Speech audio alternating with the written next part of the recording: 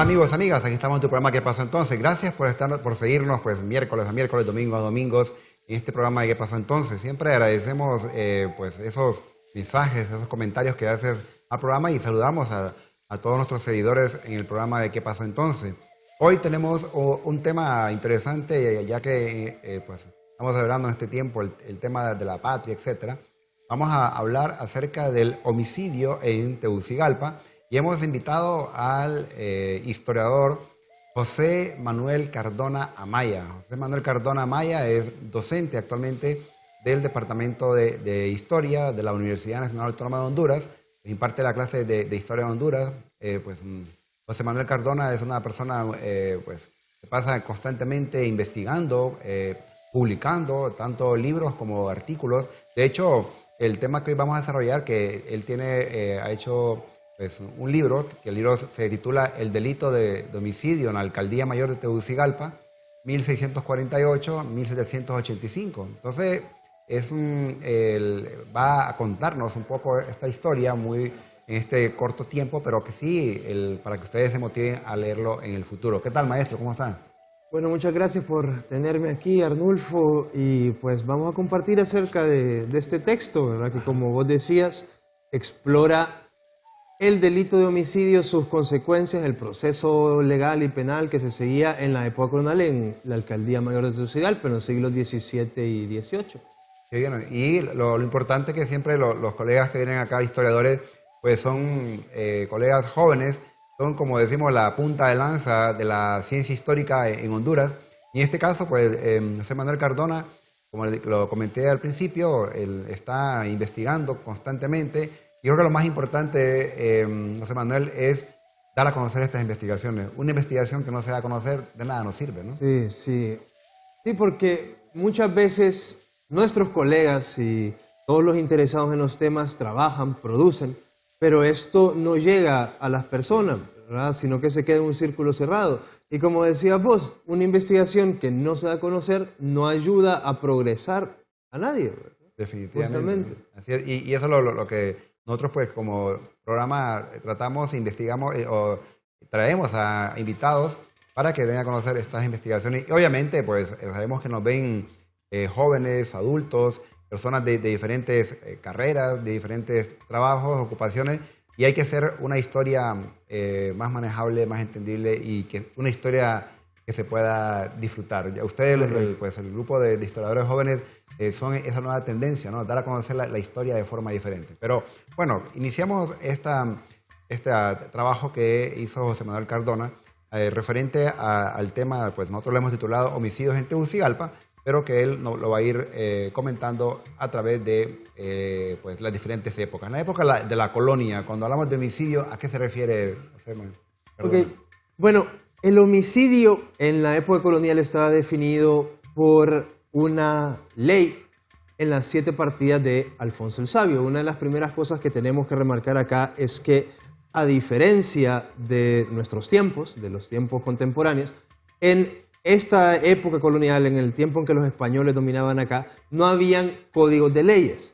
No habían códigos de leyes. El derecho acá en América se basaba sobre todo en el derecho castellano y había una recopilación de leyes de Indias que fue expedida en 1680 que servía como cierta guía para ciertos aspectos de la vida colonial. Ahora bien, el documento por excelencia, tanto allá en Castilla como aquí en América, para tratar casos penales y casos civiles eran las 7 partidas de Alfonso el Sabio que fueron escritas por el rey Alfonso X en el siglo III, en los años 1200. Allí el homicidio se definía como matar a una persona, Ahora bien, no hay que confundirlo con el asesinato, ¿verdad? Porque hoy en día asesinato y homicidio tienen varios matices que permiten a los legisladores, a los juristas, tratarlos en corte. En ese tiempo, en la época colonial, el asesinato era algo extremadamente específico, ¿verdad? El asesinato era cuando una persona se disfrazaba y recibía un pago por matar a alguien. Y era algo extremadamente extraño, ¿verdad? Yo no encontré ningún caso que se refiriese como asesinato, todos fueron de homicidio. Homicidio en sí era matar a una persona y se clasificaban en 3 tipos, ¿verdad? cuando la persona mataba a alguien, agrede, cuando lo mataba bajo derecho, es decir, por ejemplo, si alguien irrumpía en su casa y yo en defensa lo mataba, y también estaba cuando yo cometí un homicidio por accidente, ¿verdad? Por ejemplo, y tenemos varios casos aquí descritos, cuando ponían indios al servicio de los españoles en las minas y los españoles no tenían el cuidado que por ley tenían que tener en las minas, que era ademarlas, que los pasajes estuvieran seguros, y la mina le caía encima y mataba a un indio, pues el español, que era dueño de la mina, era acusado por homicidio. Entonces, más o menos esa es la definición. Interesante, realmente, cómo van cambiando estos conceptos a través del tiempo, ¿no? Ahora, solo hay una inquietud, una duda que tengo, es ¿qué fue lo que le impulsó al tema de la alcaldía mayor de Tegucigalpa? ¿Por la cantidad de población, por la importancia política que tenía Tegucigalpa? Ok. Como sabemos nosotros los historiadores, pero muchas personas se les olvida, lo que hoy en día es Honduras estaba dividida en dos provincias separadas. Estaba la gobernación de Honduras, o gobernación de Comayagua, en el norte-occidente, y estaba la alcaldía mayor de Tegucigalpa, que es sur-oriental, centro-sur-oriental, que era bien chiquita, ¿verdad? En el Archivo Nacional de Honduras, que es donde realicé la mayoría de esta investigación, la gran parte de la documentación encontrada es acerca de la alcaldía mayor de Tegucigalpa. Entonces yo pensé, bueno, para poder hacer una investigación que tuviese el rigor científico necesario, tenía que tener suficientes datos acerca de una misma población para establecer patrones. Y ya que la mayoría de documentación que había era acerca de la alcaldía mayor, decidí delimitar mi investigación a ese territorio para que los resultados obtenidos al final tuviesen el valor científico, ¿verdad?, que requiere una investigación histórica. Importante en este caso. Y como bien lo comentaba, el trabajo que llevó a cabo en esto, ¿cuánto tiempo le llevó y qué tipo de archivos investigó? Ok, esta investigación la conduje en el Archivo Nacional de Honduras. Inicié más o menos en noviembre consultando dos fondos. El Fondo Colonial, que tiene un rango documental del año de 1605 a 1821, y el Fondo de la Alcaldía Mayor de Tegucigalpa, que tiene un rango de más o menos de 1640 hasta 1847. ¿Verdad? Esos dos fondos documentales consulté. El primer fondo, el Fondo Colonial, tiene aproximadamente 6.000 documentos y el Fondo de la Alcaldía Mayor tiene 4.000. Entre estos encontré 44 expedientes de homicidios en el Fondo Colonial y 41 en el Fondo de la Alcaldía Mayor de Tegucigalpa, para un total de 85 casos. Entre estos, el rango temporal me resultó justamente este que tengo acá, de 1648 a 1785. Esta fecha de final la establecí yo. ¿Por qué? Porque en 1788 se crea la intendencia, o se aplica el régimen de intendencias en Honduras, y desaparece la alcaldía mayor de Tegucigalpa por cierto tiempo, ¿verdad? Entonces ya no existía el espacio geográfico que yo estaba tratando y tuve que detenerme en esa fecha. La investigación propiamente, la búsqueda de documentos, la terminé en febrero, ¿verdad? Comencé en noviembre, terminé en febrero. Y la escritura del texto me tomó desde finales de febrero hasta finales de abril. Para iniciar edición en mayo, y el libro fue publicado por la editorial Guardabarranco en junio. Interesante. Realmente usted es una de las personas que si no está en la universidad está en el archivo, ¿no? Sí, bueno, es nuestro trabajo, ¿verdad? Exactamente. Sí, crear historia e ir rescatando muchos de los aspectos que no se han tratado de la historia de Honduras, ¿verdad? Aspectos como este, que son culturales, judiciales y sociales, ¿verdad? Y ir retratando y reabordando las cosas que ya han escrito otros colegas también. Así es. Y dentro de esta investigación, la mayor cantidad de homicidios que se encontró en la alcaldía mayor, ¿cuáles, más o menos en qué fecha andan y qué tipo de homicidios? Ok, en el rango temporal, se encontró la mayor cantidad para mediados del siglo XVIII. Específicamente en la década de 1760 y 70. encontré en una 2 expedientes de homicidio y en la otra 11, ¿verdad? También resalta la década de 1720, que se encontraron 10 casos, pero yo pienso que estos números pueden ser engañosos, porque la cantidad de expedientes de homicidios encontrados responde mucho al estado y preservación de los documentos en el Archivo Nacional de Honduras. Así que es posible que los números hayan sido mucho más elevados de lo que nosotros conocemos hoy en día, pero lo que se ha preservado es lo que acabo de exponer. Claro, y esa es una de nuestras limitantes como historiadores, ¿no? El tema de los archivos, porque el archivo como tal se funda acá hasta cuando se mueve la capital de Comayagua para Tegucigalpa, ¿no? Gran parte de documentos se perdieron. Se perdieron en el trayecto y se han ido perdiendo con los años, y nosotros tenemos que intentar reconstruir la historia con lo poco que hay, pero siempre ser críticos y darle saber a las personas que es muy probable que se hayan perdido cosas importantes que nos cuenten una historia diferente, ¿verdad? Sí. Bien, vamos a hacer una breve pausa, no nos cambien, estamos hablando acerca de homicidios en Tegucigalpa con el maestro José Manuel Cardona Amaya. Y también ustedes, pues, recuerden escribirnos a nuestro correo quepasoentonces@telebasica.com, al igual en nuestras redes que estamos como STVE Telebásica. Ya regresamos.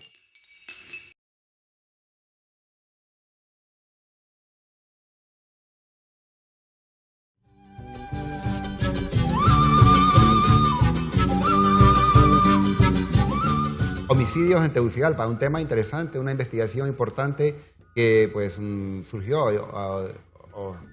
fue un producto de un libro conocido como El delito de homicidio en la Alcaldía Mayor de Tegucigalpa, que es un trabajo hecho por el historiador José Manuel Cardona Amaya. Realmente este tema del homicidio, uno se imagina, maestro Cardona, de que Tegucigalpa para ese entonces fue tranquila, calmada. Tegucigalpa siempre ha sido una ciudad un tanto con mucho movimiento, ¿no? Sí, correcto. Lo que sucedía es que existían muchas tensiones sociales en el tiempo de la época colonial, porque las leyes españolas forzaban a las castas a vivir por separado, a casarse por separado, a tratar por separado, pero la vida práctica de los seres humanos los llevaba a unirse. Y todas esas tensiones causaban violencia y desembocaban en violencia. Igual, la pobreza de la provincia, la pobreza general que tenía la Alcaldía Mayor de Tegucigalpa, llevaba a que personas utilizasen este medio para asegurarse recursos, ¿verdad?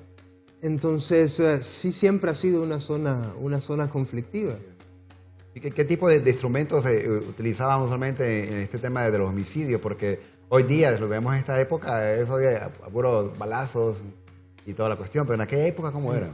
Bueno, a través de los datos que recabé de los expedientes de homicidio, encontré que la inmensa mayoría, 45 de los 85 casos, fueron cometidos con armas cortopunzantes, ya fuese un machete, un espadín, un cuchillo o una pica.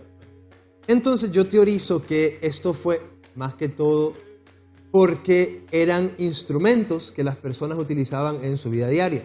Recordemos que la provincia era eminentemente rural. Y si yo quería viajar, por ejemplo, de Cantarranas a Tegucigalpa, lo hacía a pie, porque tener una mula o una yegua era bien caro. Y para recorrer el viaje tenía que llevar un machete para ir cortando la maleza. Además de eso tenía que llevar un pequeño cuchillo para matar un animal y pelarlo y comérmelo, y alguna pica para atizar el fuego y también para matar animales. Entonces, cargando estos materiales, se realizaban disputas entre las personas, y esto de los homicidios fue en su mayoría algo emocional, ¿verdad? No era algo planeado, sino que las personas sí se exaltaban y se peleaban, y con lo primero que tuvieran en la mano, daban. Otro elemento importante que se utilizó, aunque no mucho, fueron las armas contundentes, ¿verdad? Que también era algo que las personas cargaban, ya fuese un látigo para pegarle al caballo, una vara o una piedra que agarraron del camino y se lo tiraron a otro. En cuanto a las armas de fuego que mencionabas antes, y es cierto que hoy en día las armas de fuego son el arma preferida, ¿verdad? Para ser utilizada porque son tan comunes.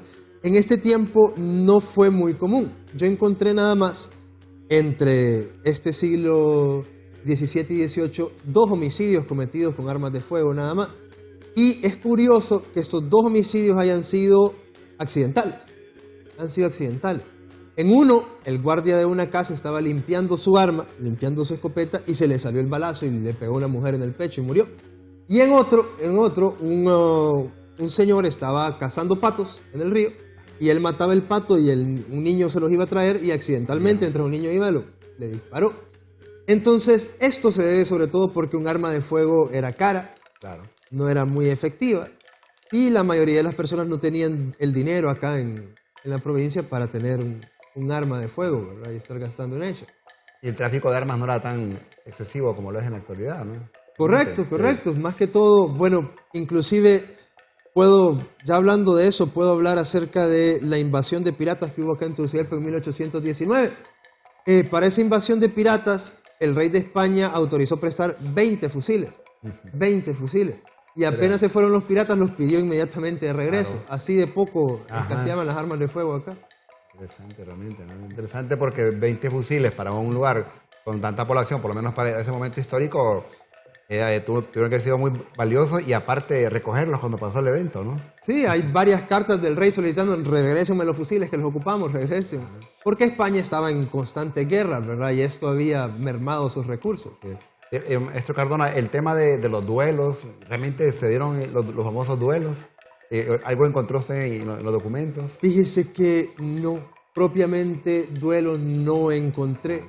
No encontré. Lo que sí encontré fueron instancias en las que, por ejemplo, un hombre ofendido porque otro hombre le había tratado con la mujer, se iba a la casa de otro y le empezaba a gritar hasta que saliera y se daban. Pero un duelo propiamente con los códigos europeos y con la práctica europea no encontré en la documentación. Interesante, realmente. Bien, viendo en esta imagen de este gráfico, ¿nos podría comentar?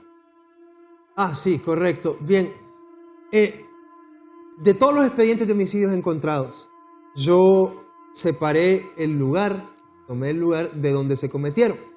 En este gráfico lo que vemos nosotros es que la mayoría de homicidios fueron cometidos en los grandes centros poblacionales de la Alcaldía Mayor de Tegucigalpa. Y me imagino que minero, ¿no? Y mineros también, digamos, tenemos Ojojona, Cantarranas, Texigua, Tegucigalpa, Talanga. Fueron los lugares donde se registraron la mayor cantidad de homicidios. Mientras que en los lugares más aislados, como por ejemplo los valles, el Valle de Salilaca, en Guaymaca, en Guascorán, se registraron la menor cantidad. Esto es consistente con datos contemporáneos, con datos modernos. Viendo lo que usted nos acaba de explicar, en estos pueblos lejanos había poca población, por lo tanto los incidentes son pocos realmente, ¿no? Sí, correcto. Lo que sucede es que, según los estudios sociológicos, ¿verdad?, y psicológicos, si yo conozco a mi vecino y trato con él, es menos probable que yo intente arremeterlo o resolver un problema con él violentamente, ¿verdad? Entonces, en los grandes centros poblacionales, ¿qué es lo que sucede? Hay más aislación de la población. Es decir, yo no los conozco a todos y es más probable que un aspecto emocional me conduzca a actuar violentamente, ¿verdad? Es por eso que los datos nos indican que en la Alcaldía Mayor de Tegucigalpa esto fue consistente con estos estudios sociológicos, ¿verdad? En los grandes centros poblacionales y donde había gran concentración poblacional fue donde se cometió la mayoría de homicidios. E igual, donde existían grandes tensiones sociales entre la población en general y sus autoridades, ¿verdad? Como Jojona, por ejemplo, un pueblo de indios, o Cantarranas, que era un centro importante español donde convivían tanto españoles como mulatos, como algunos indígenas de servicio, y esto llevaba a que toda esta mezcla poblacional crease tensiones, ¿verdad?, sociales. Y aquí nos viene la interrogante que incluso usted responde en el libro, ¿no? ¿Cuál es la casta que era más afectada por estos homicidios? Por estos homicidios, sí, ciertamente. La verdad, el dato no debería de sorprender que los indígenas, siendo la mayor cantidad de población americana, hayan sido también quienes más afectados fueron por los homicidios, ¿verdad? Entre los casos que encontré, el 35% de los casos fueron homicidios hacia indios. Lo curioso de esto es que la mayoría de homicidios hacia indios fueron cometidos por otros indios, ¿verdad? Por otros indios, quizá porque los indios convivían más con indios y esto llevaba a que se tratasen más y actuasen más con violencia entre ellos, pero también hay un número importante de casos de homicidios de indios cometidos por españoles, y muchos de estos en los expedientes, en las declaraciones de los españoles, se percibe la posición altanera que muchos españoles, no todos, ¿verdad?, asumían ante el indio, demostrando que era su derecho, por ejemplo, castigarle, ¿verdad? Y estos castigos conducían a la muerte del indio. Y aquí nos viene un poco la idea aquella de que quiénes tenían más derechos, si los indios o los españoles, ¿no? O a quién le aplicaban más el derecho, a quién no se lo aplicaba la justicia. Sí, y creo que esa segunda parte es la más interesante de tratar en los expedientes, porque desde un punto de vista objetivo, la corona española, desde las leyes nuevas, intentó proteger a los indios a toda costa, ¿verdad? Proteger a los indios a toda costa, porque uno de sus reclamos para la posesión territorial acá era que Dios les había dado ese territorio y Dios quería que ellos cuidaran a los indios, y si se les demostraba maltrato contra los indios iban a perder las posesiones americanas. Entonces los indios estaban muy sobreprotegidos por la ley, pero a la hora de aplicar esta ley, la ley usualmente era desfavorable para el indio, o no la ley, sino el juez, que era un español. Los españoles eran los funcionarios judiciales, siempre. Se inclinaba la balanza, obviamente, hacia el Sí, mismo se español, inclinaba ¿no? la balanza El juez sabía que tenía que castigar, por ejemplo, a un español que había cometido homicidio sobre un indio, pero usualmente el castigo era algo leve y lo hacía solamente para ir del paso. Le voy a dar un ejemplo de un caso que tratamos acá en este texto.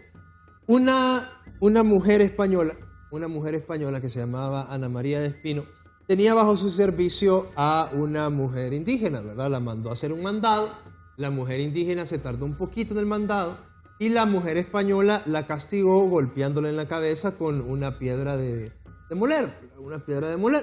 Esto le causó a la mujer indígena una ruptura en la cabeza y murió a los días. Los hijos de la mujer indígena iniciaron el proceso por homicidio, que culminó en la sentencia, en la condena hacia la española. Ahora bien, a esta española se le dieron varios privilegios. Uno de estos privilegios fue que al guardar cárcel, el guardia de la cárcel iba a ser su propio esposo. Eso es lo primero. Segundo es que podía guardar cárcel en su propia casa. Y tercero es que la condena que se le dio fue una condena casi insignificante, que fue un año de destierro de su propia jurisdicción, que no era nada en comparado con otras condenas que podemos hallar. Por ejemplo, habían destierros perpetuos, habían penas de muerte por homicidio, y a esta mujer se le dio nada prácticamente por haber matado a esta india, ¿verdad? Sí. Ya que usted mencionaba esto del tema de la pena de muerte, ¿había realmente pena de muerte en Tegucigalpa? Sí, ciertamente. Yo encontré aproximadamente 4 casos con pena de muerte. ¿Fusilados? De estos cuatro casos, solo uno fue ejecutado. Hay evidencia de que se ejecutó. 2 de estos casos son de brujería con homicidio.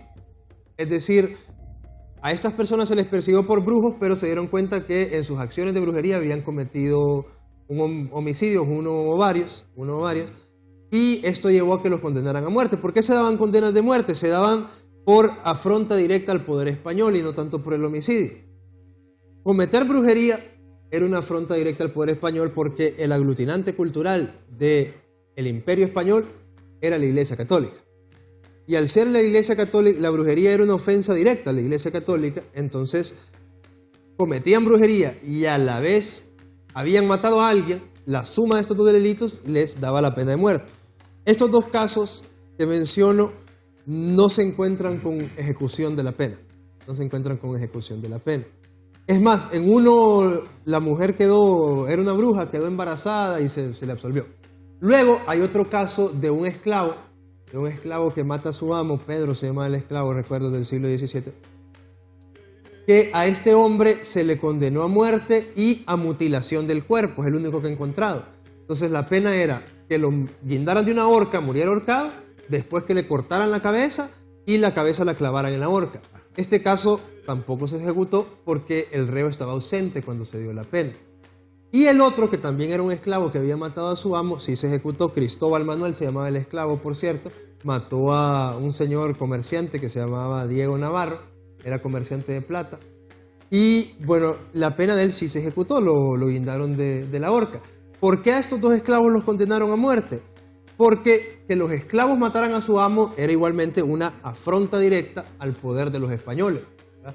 Era para demostrarle a los otros esclavos que ellos no podían actuar como los demás, no podían rebelarse, ¿verdad? Y por esto es que se daban las penas de muerte. Interesante realmente que pase esto en nuestra Tegucigalpa. Vamos a hacer una breve pausa, ustedes no nos cambian, ya regresamos.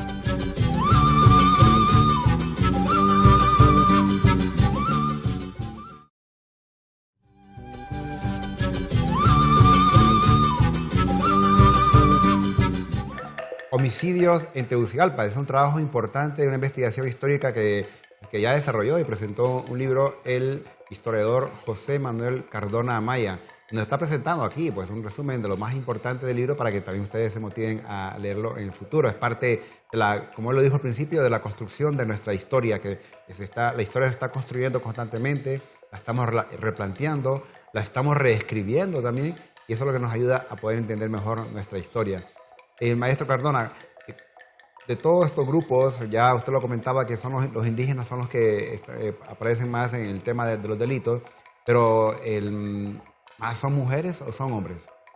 Pues en la gran inmensa mayoría de los casos, en un 85% de los casos que identifiqué de homicidio, pues los hombres fueron los agresores. Los hombres fueron los agresores. Y esto se debe por muchos factores, ¿verdad? Primero porque culturalmente el hombre era esperado a ser el dominador, ¿verdad? El que mandaba en la casa, ¿verdad? Y esto lo llevaba a cometer acciones violentas cuando se sentía ofendido, ¿verdad? Muchas veces podemos encontrar en los autos de homicidio que el homicida, el hombre, alegaba que el otro, la víctima, había violentado su honor, ¿verdad? Había traspasado su honor y esto lo había hecho enojar a él, ¿verdad? También se debe a que los hombres eran quienes participaban en su totalidad de la vida pública en la época colonial, ¿verdad? Las mujeres estaban relegadas a un ámbito privado doméstico. Entonces los hombres salían muy temprano de sus casas todos los días a trabajar, ya fuera en una milpa o supervisar el ganado, todo esto, y esto lo llevaba a convivir más con hombres. Y el contacto con otras personas lleva a veces a conflictos y esos conflictos a veces desembocaban en violencia, ¿verdad? Solamente en un 9% de los casos encontré que las agresoras hayan sido mujeres, aunque sí hay que remarcar que las mujeres, a diferencia de los hombres, mataban usualmente de un método mucho más planeado, ¿verdad? Mucho más planificado y mucho más pensado. Los hombres eran más emocionales. Los hombres entraban en una discusión, se peleaban, se mataban, ¿verdad? Con efectos de alcohol y todo, ¿no? Con efectos del alcohol. Hay un par de casos en el que el homicida no recuerda haber cometido el homicidio, se lo tuvieron que contar después porque estaba borracho. Mientras que las mujeres, por ejemplo, tenían problemas con su marido y fueron planeando poco a poco cómo cometer el acto, ¿verdad? Un ejemplo que puedo dar es de una señora que estaba inconforme con su esposo. Estaba inconforme con su esposo y no hallaba cómo matarlo. Entonces el esposo vino, agarró a los dos hijastros y los sentó y los puso a orar. Porque en ese tiempo, en la época colonial, había una hora de la oración y todo el mundo tenía que orar. Mientras el señor estaba orando, vino la señora por atrás y le clavó un palo en el ojo y le fue a atravesar hasta el cráneo y lo mató mientras estaba distraído. Cuando la señora fue denunciada, un niño tenía 9 años, el otro tenía 7, convenció al niño de 9 años mayor a decirle a las autoridades españolas que entre los tres habían matado al señor. Pero vino el alguacil español y le ofreció un confite, una raspada de caña de azúcar al niño menor, al niño de 7 años, para que le contara, y el niño menor le dijo, no, mi mamá, mientras mi papá nos está enseñando a rezar, vino y se le metió para atrás y le clavó. También los únicos 2 casos que encontré por homicidios por envenenamiento fueron cometidos por mujeres, ¿verdad? En uno de estos, una mujer le dio un chocolate envenenado a su marido porque el amante la había convencido, y en otro le envenenó un pescado, ¿verdad? Para poder librarse de él. Entonces las mujeres cometían homicidios mucho más planificados, mucho más pensados, y usualmente en el ámbito doméstico, ¿verdad? Interesante realmente esas formas y esos estilos que usted comenta en caso de las mujeres, pero de alguna forma también la mujer, igual el base de su investigación histórica, el tema más de la mujer era culparlas con temas de brujería. Correcto. Usualmente con la mujer. Correcto, sí. El caso que comentaba antes de una condena de muerte en brujería fue de una mujer que... Una cosa que tenemos que tener claros acá es que la gente antes no era tan supersticiosa como se piensa, ¿verdad? Las autoridades españolas y las autoridades eclesiásticas no se tomaban muy en serio la brujería. Se tomaban más en serio los delitos que la brujería conllevaba. Entonces, esta mujer que se llamaba Elvira Pérez, fue en el siglo XVII, no se le condenó por bruja, se le condenó porque admitió haber matado a su esposo con un brebaje probando su brujería. Y con este mismo brebaje que había matado a su esposo, ella decía lo tenía escondido y que se lo iba a dar a todo el pueblo y iba a matar a todo el pueblo, ¿verdad? Entonces se les asocia con eso. Pero, por ejemplo, el caso de la mujer que dio el veneno en chocolate, que comenté antes, esta mujer procuró ese veneno con un hombre, con un especiero, ¿verdad? Del pueblo, ¿verdad? Y al hombre que le dio el veneno no le hicieron nada, y así la condenaron, ¿verdad? Son esos datos interesantes de esta historia de Tegucigalpa, el homicidio en Tegucigalpa, que es también parte de la historia, y es que lo importante es cómo estos historiadores están tocando algunos temas que antiguamente no se investigaban, como el caso que usted ha hecho, maestro Cardona. Ese aporte de estos tegucigalpenses, los que vivían realmente en Tegucigalpa, y que pues de una u otra forma el ser humano pues, se sigue manifestando igual, nada más que lo que cambia son las épocas o los tipos de homicidios, que lo que usted comentaba, ¿no? Los homicidios son diferentes, obviamente, para la actualidad. Sí. Yo pienso que el estudio de los homicidios nos permite comprender muchos aspectos de la sociedad colonial y de cualquier otra sociedad que muchas veces pasamos por alto, ¿verdad? Sí. Porque los homicidios se cometen cuando falla la comunicación, cuando hay tensiones irreparables, ¿verdad? Y esto nos permite ver qué problemas había en esa sociedad, de la misma manera que grupos estaban enfrentados, cuáles eran las áreas de conflicto, por ejemplo, si el ámbito doméstico era de conflicto, si el ámbito económico era de conflicto, si la relación patrono y trabajador era una relación conflictiva. También nos permite ver cómo vivían diariamente las personas, porque las declaraciones, en la época colonial, la prueba testimonial era la prueba por excelencia.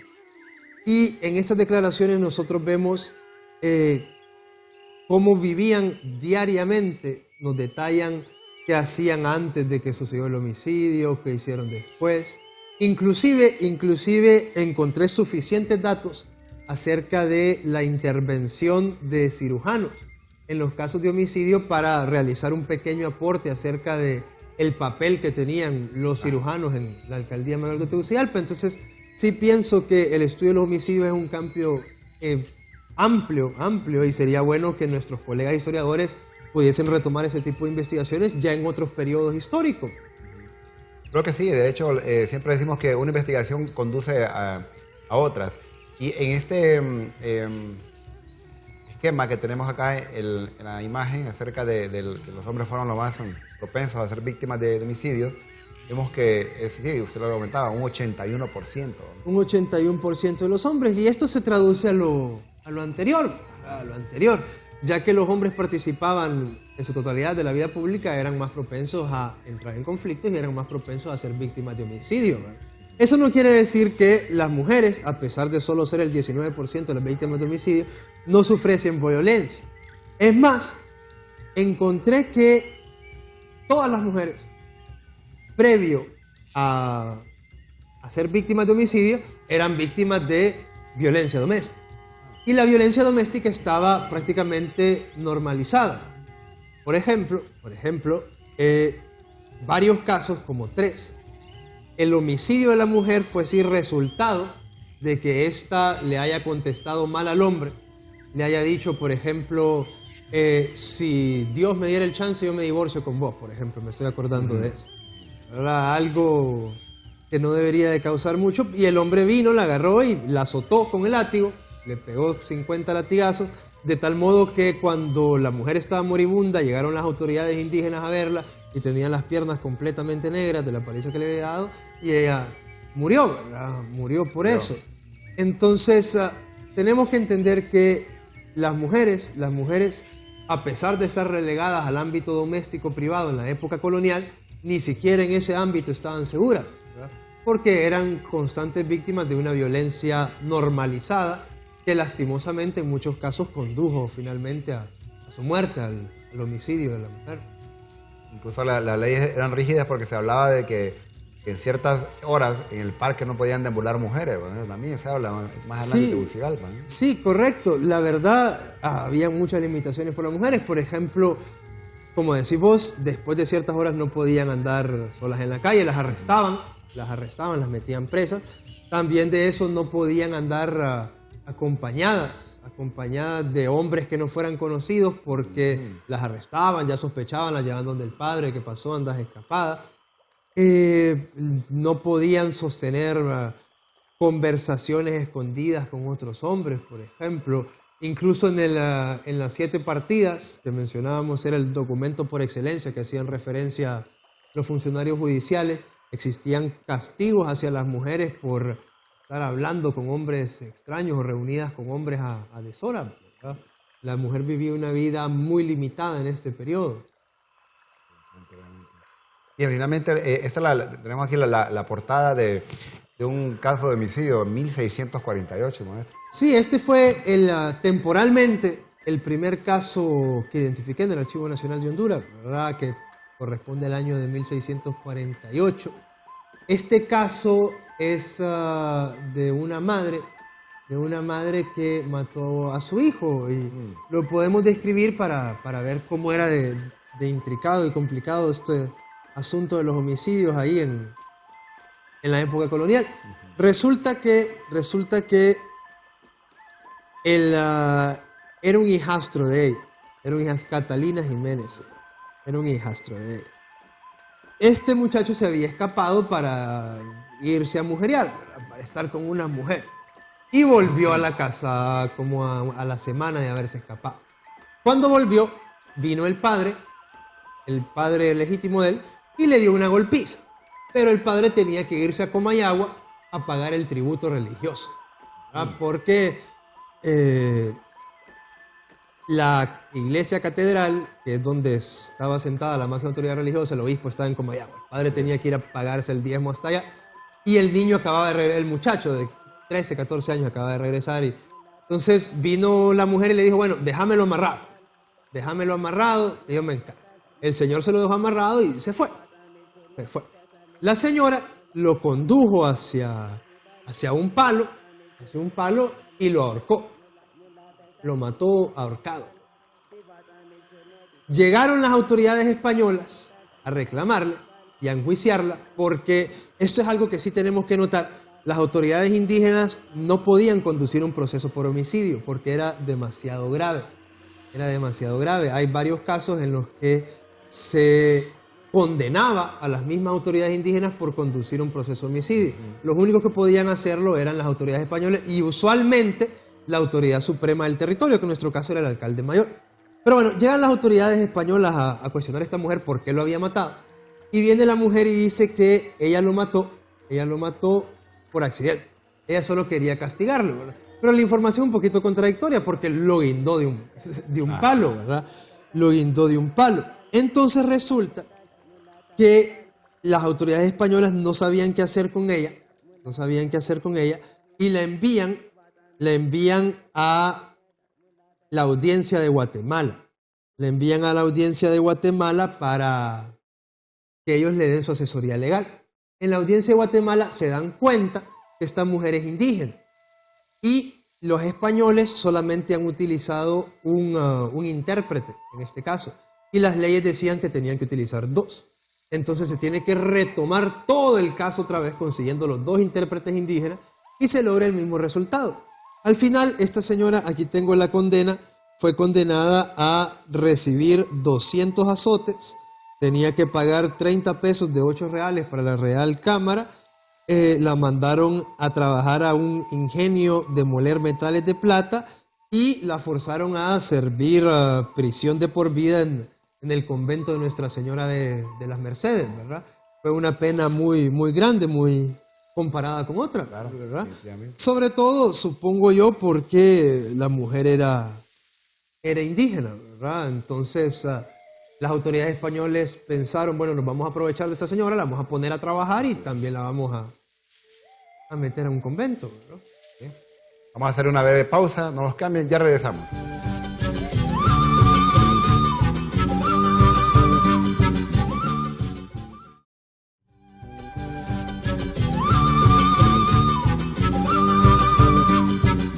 Homicidios en Tegucigalpa, es un tema que estamos tratando el día de hoy y que está muy, muy interesante porque es la Tegucigalpa de antaño, un trabajo muy importante que fue elaborado por el maestro José Manuel Cardona Amaya.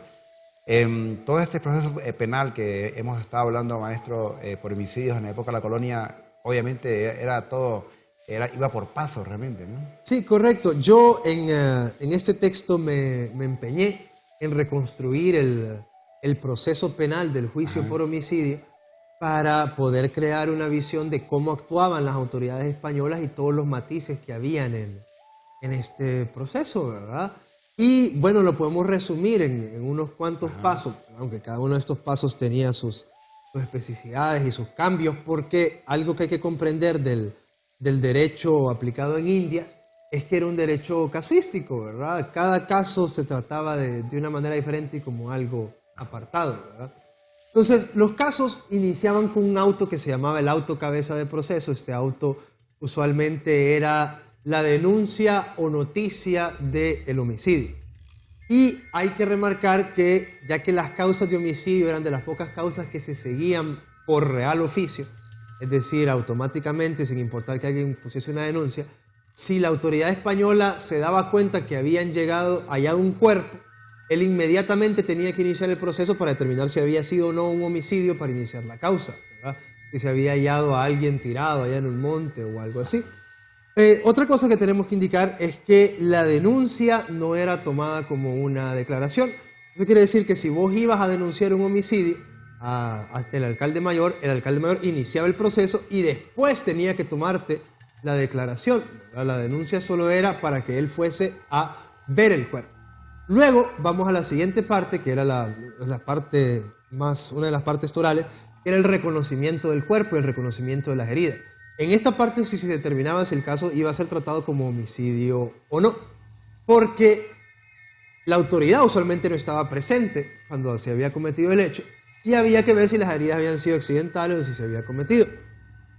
En esta parte es de interés hablar de la intervención que tuvieron los cirujanos, ya que cuando había cirujano, él era el único perito capacitado para hablar acerca de las heridas, ¿verdad? El problema es que casi nunca hubo. De los 85 casos que identifiqué de homicidio, solamente en 7 hubo un cirujano. Y puedo leer ahorita, por ejemplo, la intervención de uno de ellos, para que veamos cómo era de detallado lo que decía. Esto fue una declaración dada por el cirujano Rafael de Espinosa, en un caso de 1756, ¿verdad?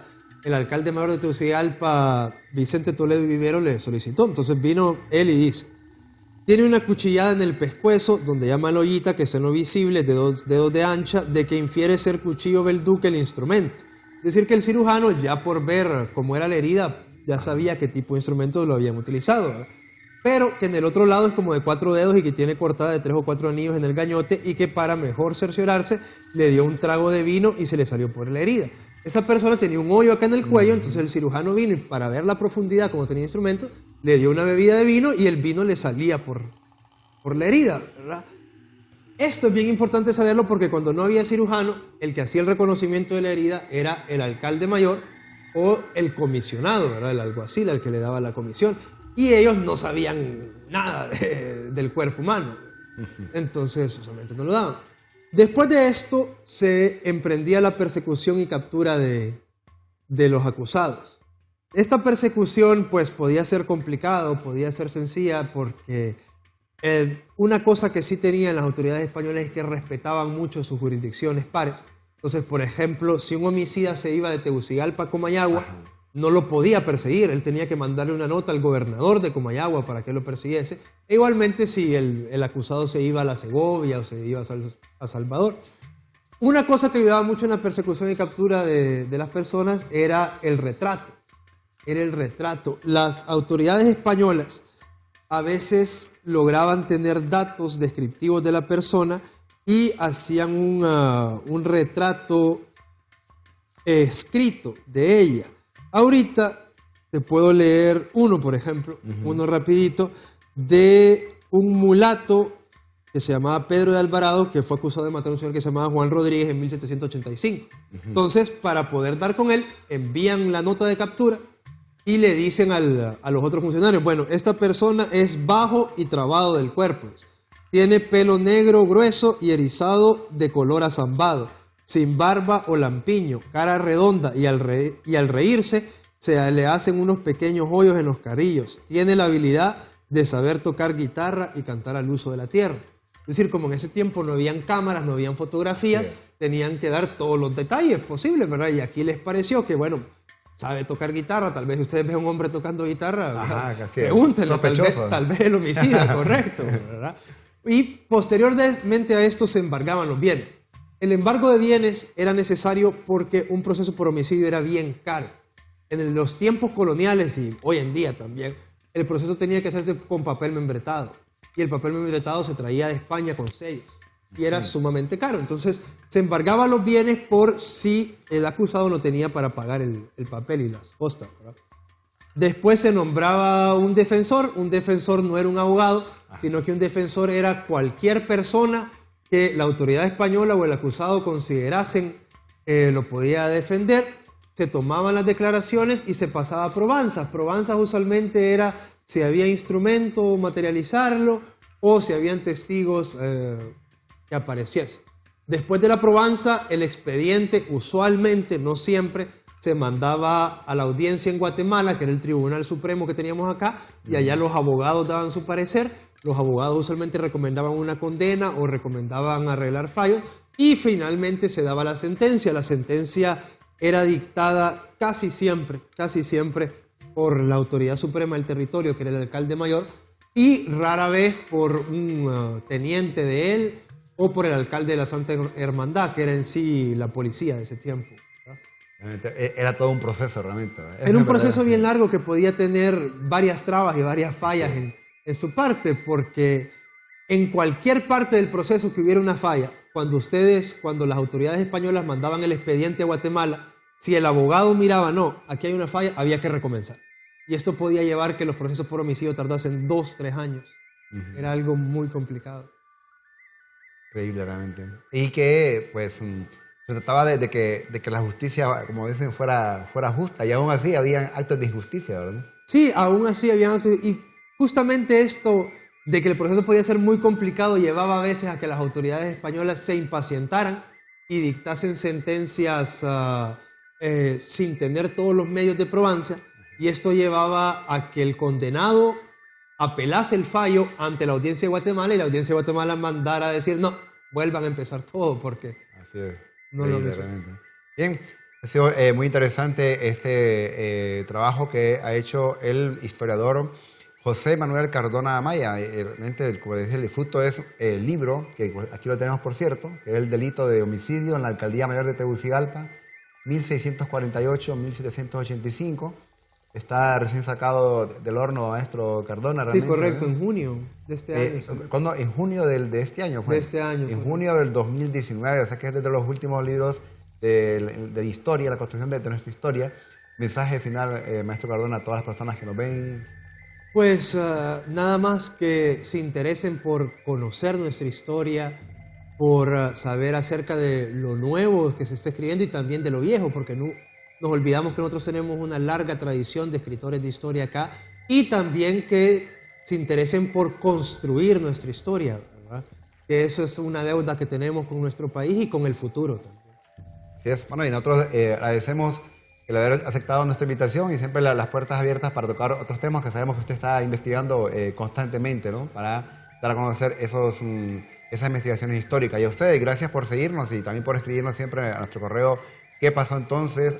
@telebásica.com, al igual también en nuestras redes que estamos como STVE Telebásica. Y pues nos vemos en la siguiente. Soy Arnulfo Ramírez. Hasta pronto.